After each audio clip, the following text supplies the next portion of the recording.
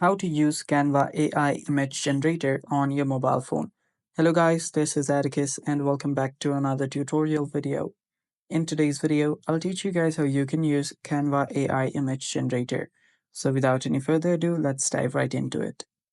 First step, open up your Canva. You can open up your Canva on your app or simply go to canva.com on your web browser. After that, make sure you're logged in into your account. Then what you'll need to do is you'll need to tap on the three lines on the top right corner, I mean top left corner. And after you do that, here you'll find apps. Tap on this apps option. And after you tap on it, tap on this all apps option again. After you tap on it, it can take some time to load all the apps here. So wait for it. And after you've done that, you can now search for AI Image Generator. After you search for AI Image Generator, you should be seeing the list of apps which are used by Canva to generate images. Now, there are a lot of different options available right here. You can choose whichever you see the best. There are options such as code to image and image eraser and stuff like that. The one we are searching for is an app by ChatGPT, that is Dell-E. So tap on that and you can tap on use a new design. I'll just create a new design here.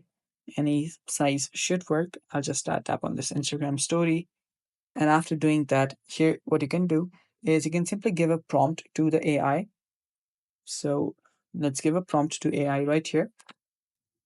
Green field with unicorns or something like that, and then tap on generate.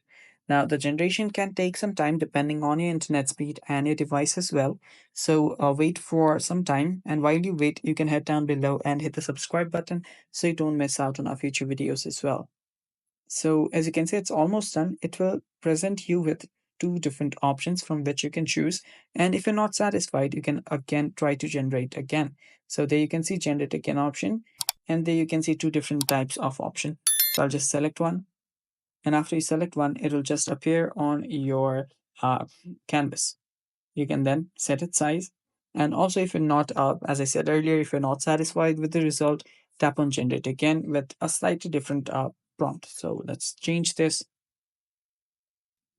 and then tap on again. So let's tap on generate again option.